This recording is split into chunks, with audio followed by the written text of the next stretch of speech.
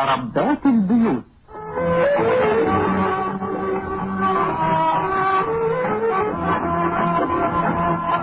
السلام عليكم ورحمة الله وبركاته. اخواتي وحبايبي في الله، كلكم عاملين ايه؟ كلكم بتوحشوني.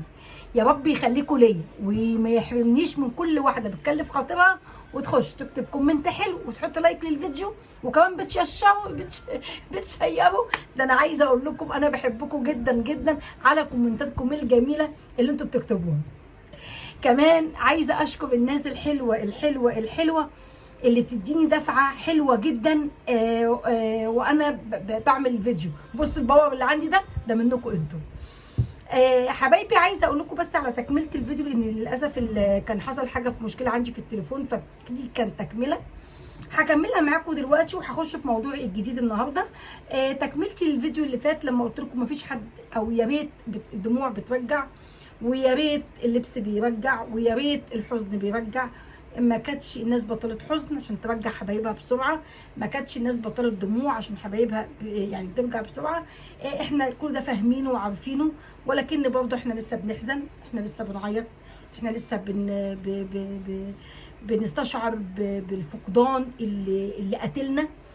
مفيش حد ولا واحده فقدت عزيز عليها مرتاحه القلب يعني، وراجعه كده الدنيا، هي بتعيش الدنيا، بتربي ولادها، بتشتغل. انا كان لسه عندي حد كان بيتكلم وبيقول لي انا بدرس تقريبا، كومنت بتاعها عجبني قوي، فبقول لها اشتغلي ثم اشتغلي ثم اشتغلي، لان الشغل هو اللي هيخليكي تقدري تطلعي من كل الحاله النفسيه اللي انت فيها.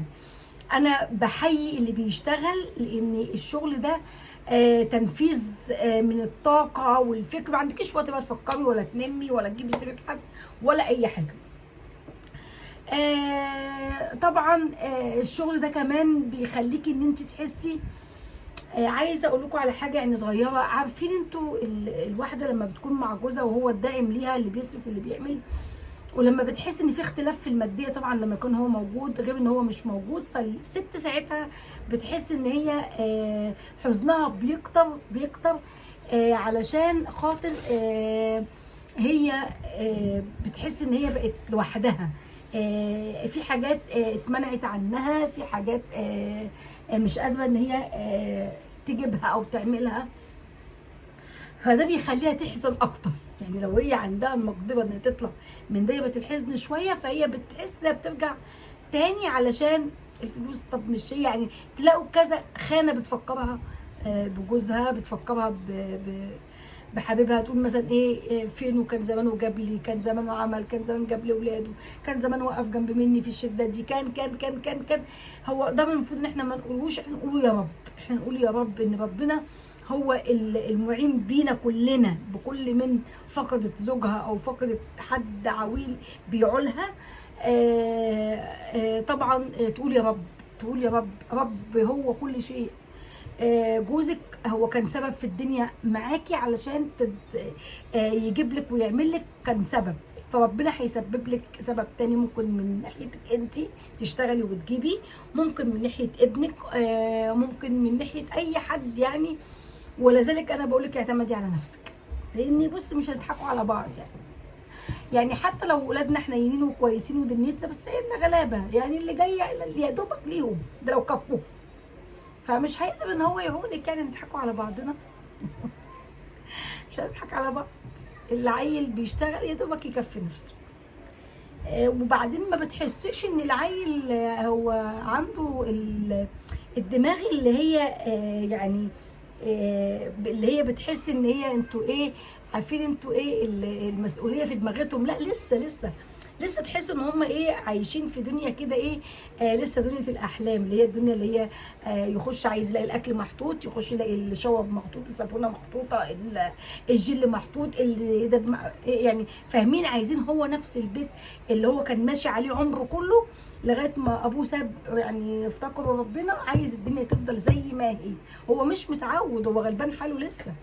فاولادنا كلها لسه كده، فاحنا بنعودوهم لسه يا ابني الدنيا اتبدلت، يا ابني الدنيا اتغيرت، بس مش هيعرفوا ده الا لما يتجوزوا. يعني هيفضلوا هم معاكي كده لغايه ما يفتحوا بيت ويشيلوا مسؤوليه ويتجوزوا. ساعتها بقى انت يا حلوه رميتيه كده ايه في البحر بقى وعوم يا حبيبي. خلاص، موضوعنا ايه النهارده؟ طبعا موضوعي النهارده لسه معاكي، وموضوعي النهارده ان انت يكون نفسك سليمه، جواكي نفس حلوه صافيه سليمه. اجيبها منين دي بقى في الوقت اللي احنا فيه ده؟ صعبه شويه. طب يعني انت بتحفزينا ولا بتبكينا؟ لا، انا لما بقول لك هي صعبه شويه مش ببكتك، لا، انا بس بقول لك ان انا حاسه بيكي وحاسه ان الموضوع صعب عندك شويه. ايوه انت، ايوه انت قاعده بتسمعيني كده وتقولي الكلام ده عليا. ايوه هو عليكي، هو عليكي. اختك ميمو حاسه بيكي. انت بتفتكري ان انا كده جايه لك كده، اتحطيت في وشك كده، فتحتي كده التليفون لقيتيني في وشك كده؟ لا، انت فتحتي الفيديو لقيتيني في وشك علشان اقول لك الكلمتين دولت، علشان اقول لك ان انت صعبتي عليا، علشان انا حاسه بيكي، عشان انا عارفه انت بتعملي ايه دلوقتي وبتفكري في ايه دلوقتي. نفسك دي اللي بتلوم عليكي دي يا عيني دي كلها خير، دي نفسك دي كلها خير. انت عايزه تتعاملي زي الناس كلها ما بتعاملك، صح؟ صح. شفتي بقى انا عارفاك ازاي؟ انا عارفاك. انت عايزه تتعاملي ويطمر زي ما بيطمر فيكي اللقمه اللي بتحبك جواكي دي، عايزه الناس يطمر فيها كده، بس انت مش عارفه، صح؟ شفتي بقى؟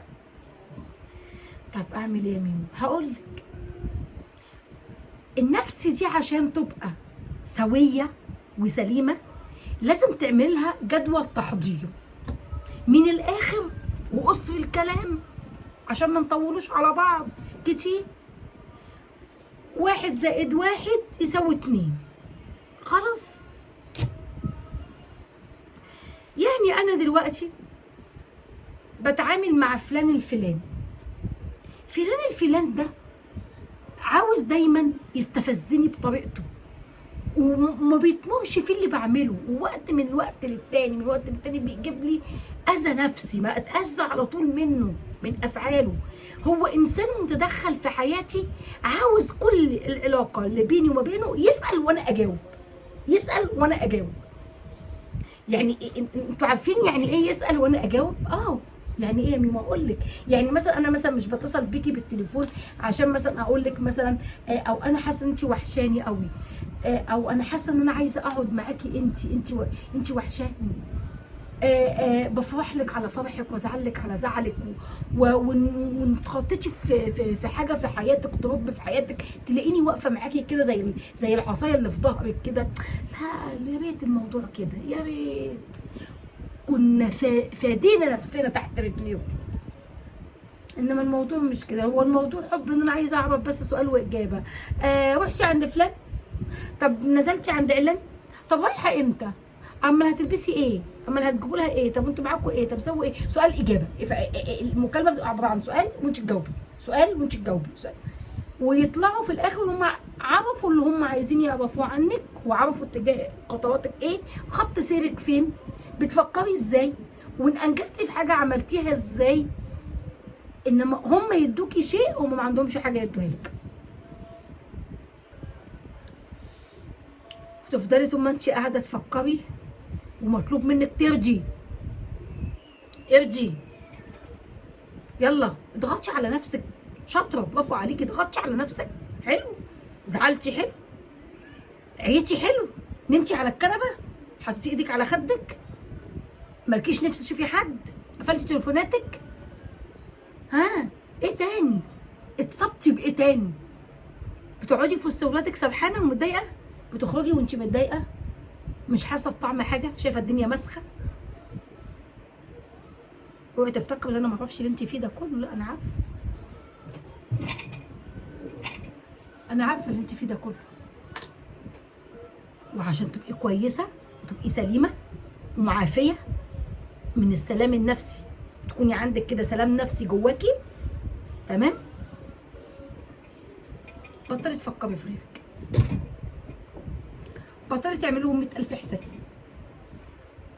خليكي عاديه جدا وما تتعصبيش وما تتنرفزيش، خليكي هاديه وتكلمي بهداوه. واللي مش عاجبه خط سيرك يختار خط سيره او خط سير تاني يقدر يمشي فيه. طالما خط سيري وحش متركبيش معاه. مش احنا بتوع المشاريع عندنا بيختاروا كده خط سير، يعني بيقولوا مثلا ايه يا اسطى احنا يا اسطى كنا بنمشي الطريق ده من الناحيه الفلانيه، انت ليه مشيتنا من الناحيه الثانيه؟ قال لك لا يا ستي انا ده اسهل لي وده انا برتاح له. بتركبي وانت ساكته ولا لا؟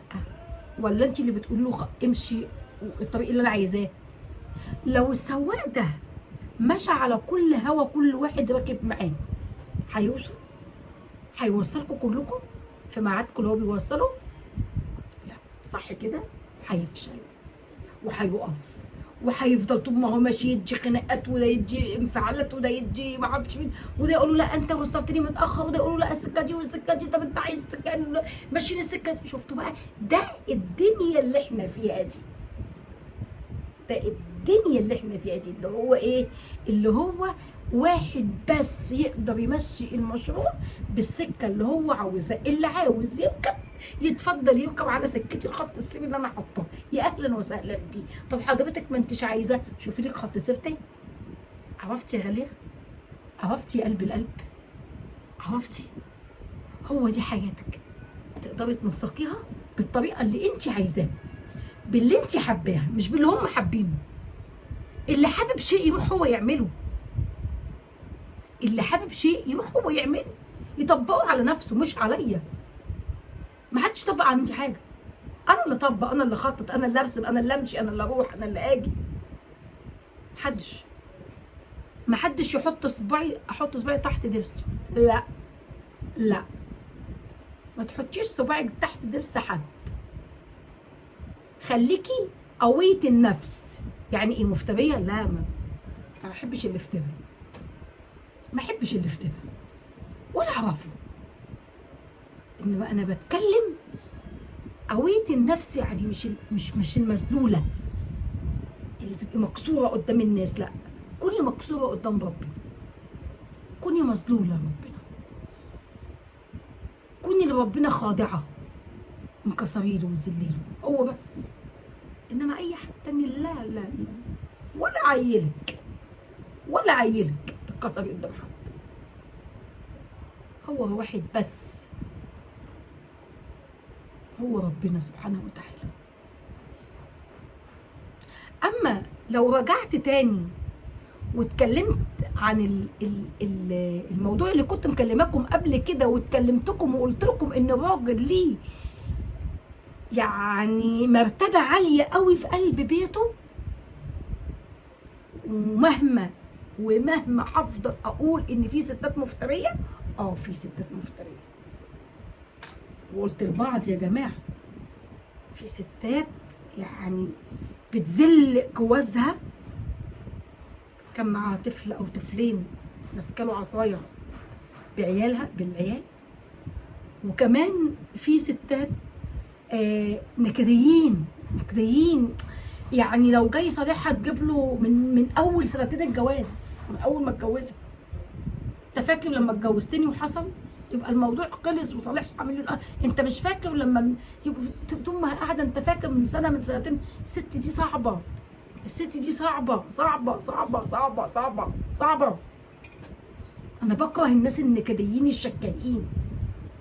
في ناس يا جماعه عندهم يفضلوا قاعدين كل يوم يجيبوا لك حصل ووصل ووصل، حصل ووصل ووصل، حصل ووصل ووصل، حصل ووصل ووصل. يا ستي خلاص، يا ستي خلاص، احنا تعبنا لك، خلاص خلاص خلاص خلاص.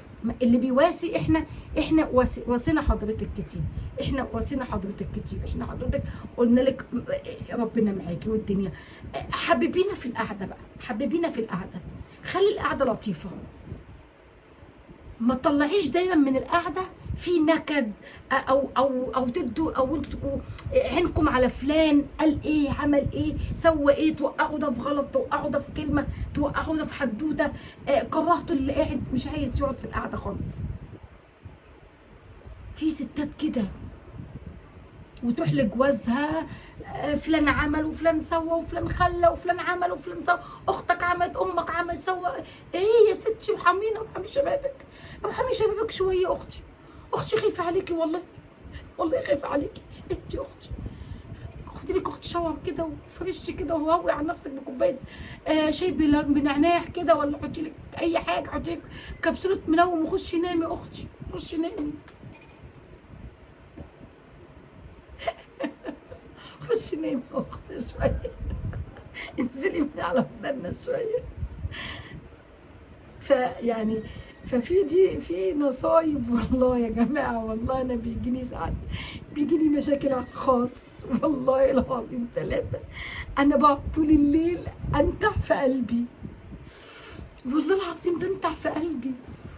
لا هتلاقي ناس تحس ان هي شبقي يعني، بصوا شمال شمال. يا ست هدي، راجل غلبان حاله وطلع عينه. فيعني الرجاله يعني البيت يا جماعه، احنا عايزين نرجعوا لبيوتنا زمان الجميله، بيوتنا زمان الجميله الحلوه، ما فيهاش اي تكلفه. شويه خضار كانوا اي لقمه اللي كانت تيجي كده، الراجل يخش بالكيسه، الست تاخد الكيسه تشوف فيها ايه اللي فيها تخش تعمله. بس ست جميله، وكانت تحمل الحاجه الحلوه من شويه دقيق، سد الحنك، يتعاملوا في الطاسه قد كده ويتبرموا صوابع، اخده بالك، ويجي كده المغربيه العيل كده قبل ما ينام ماشي، تقوم سد حنكه كده بالحلاوه الدقيق، وكنا ناكلوها ووشنا يبقى احمر كده زي ما تكوني واكله ايه، تفاح امريكاني. ببركه ربنا، ببركه ربنا، عشان هنا في سلام نفس، في دنيا حلوه، مش طول ما انا قاعده بص عليكي دي لابسه ايه البلوزه اللي لابساها دي، بصي لابسه ايه، بصي لابسه ايه، عامله ايه. عارفين يروحوا الافراح تبص تلاقيهم قاعدين بصي بصي بصي بصي بصي بصي بصي بصي بصي بصي بصي، وتحس ان هم قاعدين بقى عاملين نفسهم بقى يقعدوا يعملوا بقى كده، وتحس ان هم بقى الناس رزانه، كلهم عقل ورزانه، وهم عينيهم عماله تحسب وتجمع تحسب وتجمع تحسب وتجمع. انا لما بروح مناسبه صدقوني ما بقعدش على كرسي، والله العظيم 3، بس مش كل طبعا يعني، مش يعني انا لو مناسبه قريبه بتاعت اهلي قوي قوي، يعني مثلا ابن اختي، بنت اختي، مش عارفه ايه، ابن كده اللي هي قريبه قوي، حد صديق قوي ليا كده وبحبه قوي، ممكن تلاقوني ما بقعدش على كرسي، بقعد معاهم على البست كده، اقف معاهم على البست، ارقص واطبل واكسر الدنيا وانفر كده. ما احبش اقعد ولا اتكلم في سيره فلان ولا علان ولا عايزه حاجه، انا جايه انبسط واقف واضحك واجامل وثاني مروح. ما في ناس تقعد حفيظ يا رب، تشيلك وتحطك وتشيلك وتحطك، وممكن يا سلام، انت عارفه كمان سلام بقى لو انت بقى بترقصي كده، ولا واقفه بتطبلي، ولا واقفه مثلا بترقصي او بتسقفي ولا ايه، ولا واقفه ما اعرفش ايه. بصي دي جوزها ميت بقاله 2 سنين والله العظيم 3.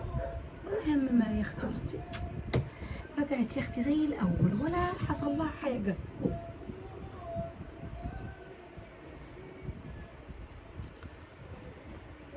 شافوها مش عارفه كان في مثل بيقول ايه، شافوها بتزمر، شافوها مش عارفه في مثل كده والله بيقولوا ايه، شافوها ايه، لو مش عارفه يعني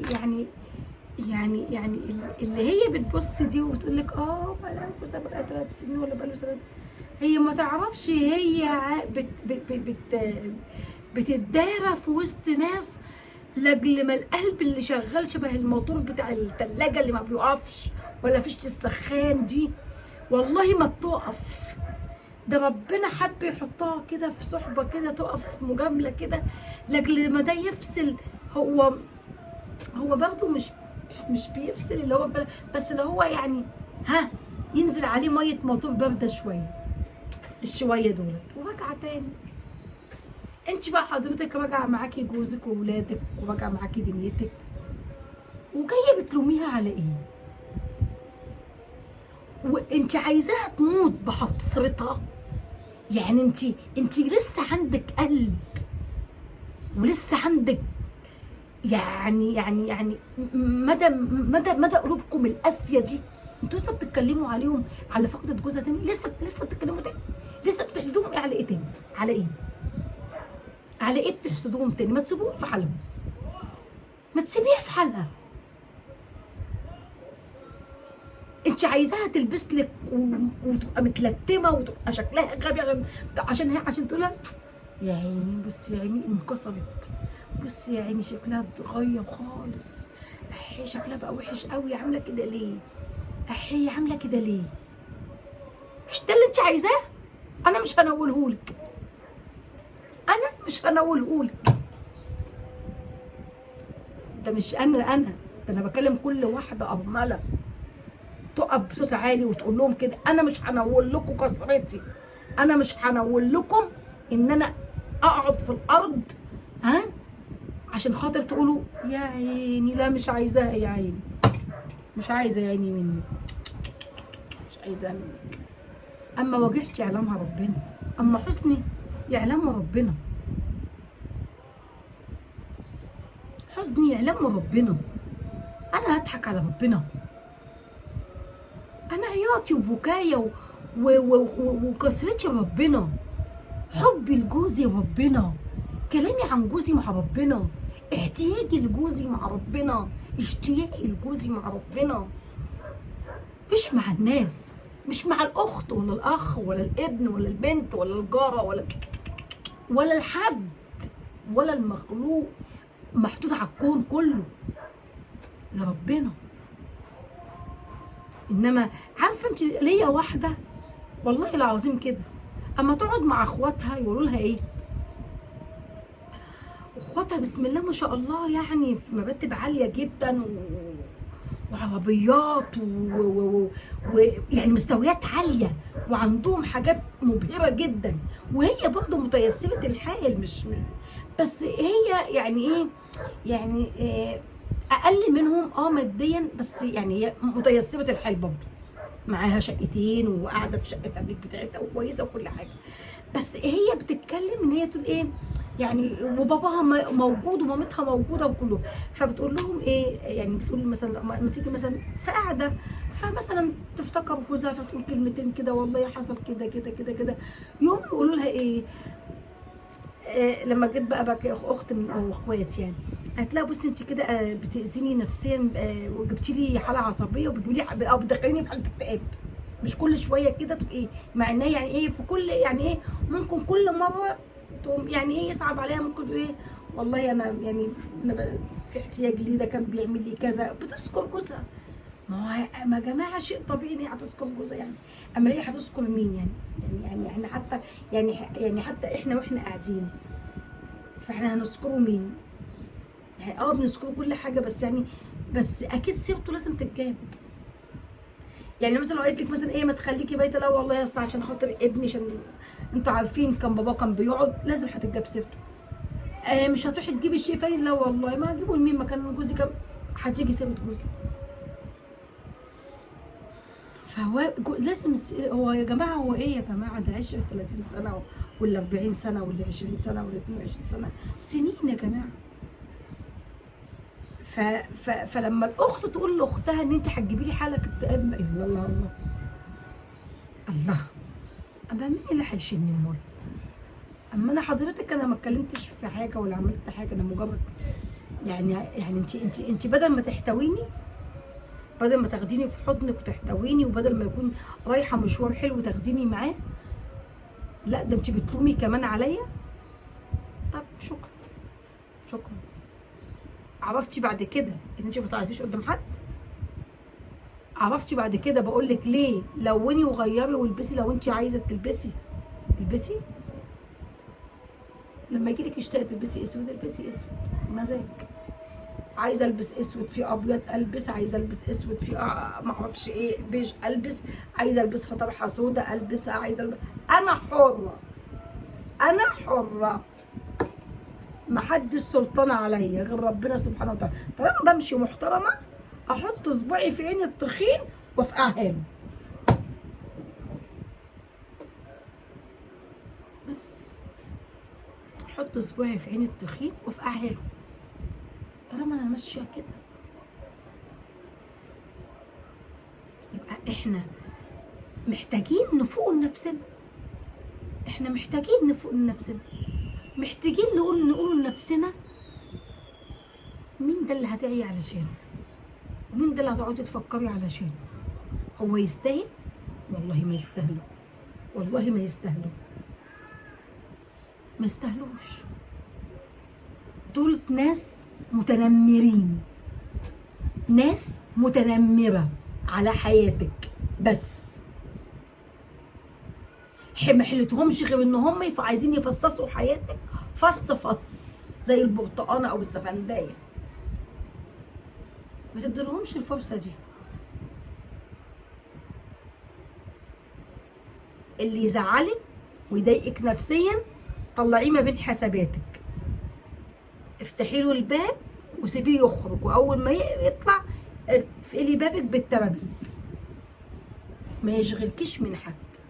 عيدي حساباتك، هاتي كده هو كتابك وهاتي حاجتك وبالقلم كده اكتبي كده، واكتبي كده مين ومين ومين ومين ومين مضايقينك في ورقه كده، وكل حد اكتبي عيبه قدامه، واقعدي فكري شويه. انت هتلزمني؟ لا اشطبي عليه. انت تلزمني؟ لا اشطبي عليه. يلا يلا يلا صفي. معايا مين؟ معايا 1 2 3 بس، كفايه عليكي دول. اشتغلي بقى على نفسك على دول. بيتك، جوزك، اولادك. بيتك، جوزك، اولادك. هعيد وازيد تاني. بيتك، جوزك، اولادك. اشتغلي عليهم بقى، سعديهم، فرحيهم، ابسطيهم. لا تشيلي هم من اهله ولا هم من اهلك. عيشي لنفسك، بسطي. الدنيا قصيره، الحقي اعملي فيها، الحقي اضحكي واتبسطي فيها. ما تخليهاش تسرقك، ما تخليهاش تاخدك من حاجات حلوه كتيره، ولما بيفوت الاوان بتيجي تندمي فتقولي حاجه ارجع حاجه، خلصت مش راجعه تاني، خلاص مش هترجع تاني. بتحلمي انت، بتحلمي انها ترجع تاني، انت بتحلمي مش هترجع تاني، مش هترجع تاني. الوقت اللي سبقك وعدى عليكي خلاص فينيتو. الشطرة اللي بتلاقي لحظة حلوة تعيشها. ان جوزك قالك تعالي نخرج قوله ماشي، قومي البسي واستعدي وقومي اخرجي وروحي معاه. ان جوزك قالك تعالي نسافر ونروح الحته الفلانيه قوله حاضر، احضر شنطتي. بلاش تقولوا منين، احنا اولى، فلوسنا اولى بيها. اوعك اخرجي، ان اليوم اللي هيعدي عليكي حلو ممكن ما تلاقيش زيه تاني، والضحكه اللي ضحكتيها النهارده ممكن تشتاقي لها بكره. واللي لقيتي قعده صحاب وفيه امسكي فيهم بايدك واسنانك. ولو لقيتي اخواتك افضل ناس عندك واحن ناس عندك امسكي بايدك واسنانك. وما تقلقيش لو مش لاقيه حته الصحاب في اخواتك هتلاقيهم في حد تاني، ولو مش لاقيه الصحاب ممكن تلاقيهم عند اخواتك. هتلاقيهم في بيتك، ممكن تلاقيهم في صحابك، بره في الشغل تلاقيهم. ما فيش خلاص مش مشكله، ولادي هم اصحابي، هم حبايبي.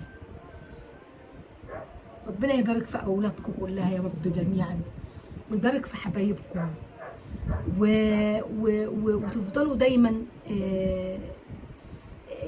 يعني السعاده ماليه بيوتكم وحياتكم، ما تشوفوش غير السعاده وراحه البال. ربنا يروق بالكم ويحقق كل امانيكم.